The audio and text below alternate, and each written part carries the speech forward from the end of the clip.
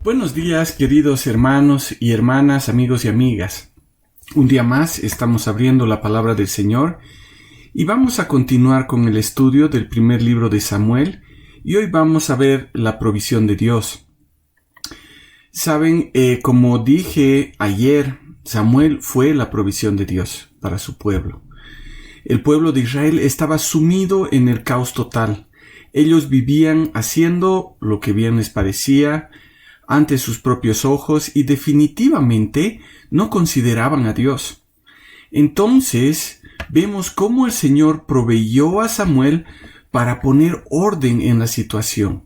El Señor obró de una forma extraordinaria para que Samuel llegara a nacer. Ana dijo al Señor en su oración: «Oh Jehová de los ejércitos, si te dignas mirar la aflicción de tu sierva, te acuerdas de mí y no te olvidas de tu sierva, sino que le das un hijo varón. Entonces yo lo dedicaré a Jehová por todos los días de su vida y no pasará navaja sobre su cabeza». Ahora, no sé cuántas madres estarían dispuestas a poner a sus hijos al servicio del Señor. Ana estaba haciendo un voto al Señor para que su hijo sea dedicado completamente al servicio del Señor. Recuerdo cuando dije a mis padres que dejaría de lado mi profesión como ingeniero agrónomo para dedicarme al ministerio. Mi papá lo tomó bien porque desde joven él también se dedicó al ministerio, aunque él servía con su profesión como médico. Pero mi mamá, en una primera instancia, tenía algo de frustración. Ella pensaba que yo estaba para más. Y creo que es algo natural. Nosotros queremos que nuestros hijos sobresalgan, que sean personas prósperas y que nos llenen de orgullo, luego de haberles dado con mucho esfuerzo una buena educación. Y estando en ministerio tal vez no podrán hacer muchas cosas que nosotros pensamos que tendrían que hacer o que podrían hacer. Pero, ¿saben? Para Ana, esta era su máxima aspiración. Ahora, ¿por qué? Porque seguro el Señor estaba obrando en su corazón. No era algo natural. Era algo que el Señor puso en su corazón para que entendiera que Él tenía un plan para su hijo. Y saben, era un plan increíble. Pero tal vez también la provisión de Dios era para poder alegrar el corazón de Ana. Ana sabía que tal vez su hijo no iba a tener prosperidad material, pero sí iba a ser un gran siervo de Dios.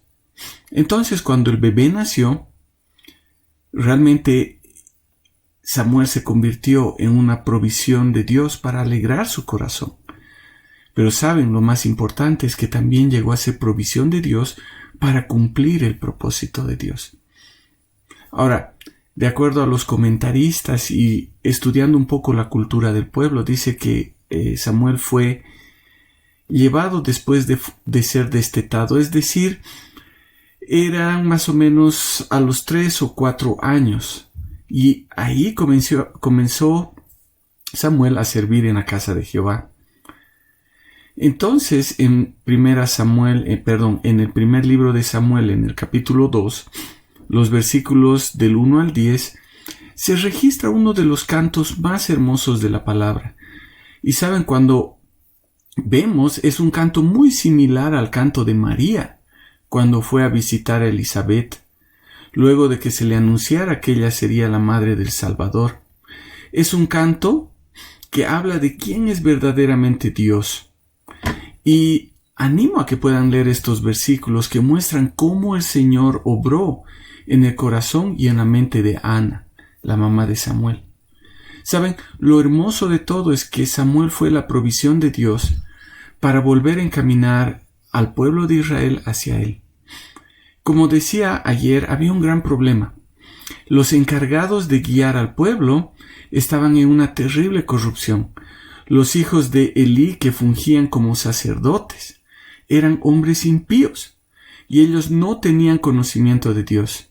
Ellos tomaban los sacrificios que el pueblo presentaba y como dice en el versículo 17 del capítulo 2, el pecado de los jóvenes era muy grande delante de Jehová, porque los hombres trataban con irreverencia las ofrendas de Jehová. Y como dice a partir del versículo 22, Elí ya era muy anciano y oía todo lo que hacían sus hijos a todo Israel y cómo se acostaban con las mujeres que servían a la entrada del tabernáculo de reunión. Entonces dice que Elí les preguntó: ¿por qué hacéis cosas semejantes? Y oigo de todo el pueblo acerca de vuestras malas acciones. No, hijos míos, no es bueno el rumor que oigo y que el pueblo de Jehová difunde. Si un hombre peca contra un hombre, Dios intercederá por él.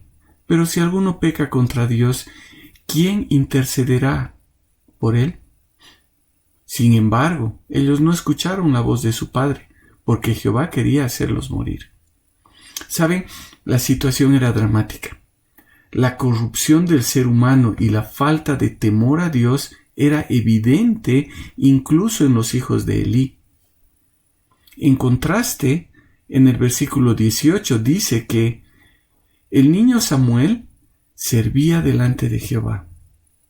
También dice en el versículo 21 que el niño Samuel crecía delante de Jehová. Y en el versículo 26 que el niño Samuel crecía en estatura y en gracia para con Dios y para con los hombres. ¿Saben? Me encanta este último versículo porque es lo mismo que la palabra dice en Lucas 2:52 acerca de Jesús. Y Jesús crecía en sabiduría, en estatura y en gracia para con Dios y los hombres. Dios estaba obrando en la vida de Samuel. Él crecía físicamente, pero también crecía en gracia para con Dios y también en gracia para con los hombres. El Señor veía con agrado a Samuel, pero también la misma gente, el pueblo de Israel, veía con agrado a Samuel. El Señor tenía un propósito con él. Era la provisión de Dios para Israel. Él sería el último juez, pero a la vez el más grande de los jueces de Israel. Él tal vez no iba a hacer proezas como las que hicieron Gedeón o la que hizo Sansón, como muchos otros jueces que fueron guerreros o que tenían gran fuerza. Pero él sería un gran instrumento en las manos del Señor. Lo más importante fue que a través de Samuel, el Señor obraría llevando su palabra al pueblo, predicando el arrepentimiento y poniendo orden sobre todo lo que estaba desordenado, sobre ese caos.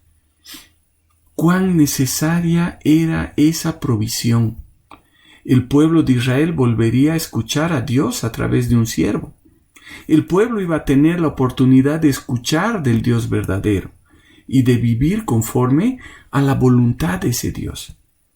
Y el Señor estaba apuntando nuevamente a lo que un día haría con Jesús, que es la provisión más grande que podemos esperar. Porque a través de Jesús no solo escuchamos la palabra de Dios, sino que podemos ver en acción la palabra de Dios. No solo escuchamos del Dios verdadero, sino que vemos al Dios verdadero. No solo escuchamos cómo vivir conforme a la voluntad de Dios, sino que vemos a Jesús viviendo en la voluntad del Dios verdadero. Es decir, la palabra de Dios hecha carne. Que el Señor nos muestre todo esto, porque el Señor quiere que vivamos por su provisión. Y como lo hizo en el tiempo de Samuel, Él nos ha provisto a Cristo Jesús para que su salvación esté a nuestro alcance. Vamos a orar. Padre amado, te damos gracias por tu palabra. Gracias, Señor, por todo lo que tú nos puedes mostrar a través de ella. Y Padre amado, te pedimos que tú puedas obrar en nosotros, que a través de tu palabra, a través de nuestro Señor Jesucristo hecho carne, y a través de la lectura de tu palabra, podamos entender la provisión que tú has hecho para nosotros, que podamos ver al Dios verdadero encarnado, que quiere que vivamos una vida que te agrada, Señor. Pero sobre todas las cosas te damos gracias porque tú has provisto salvación para nosotros a través de Cristo. Te damos gracias, Señor, en el nombre de tu Hijo amado. Amén. Bueno, mañana vamos a continuar con el estudio de la palabra y vamos a poder ver el llamado de Dios. Que tengan un lindo día y que el Señor les bendiga.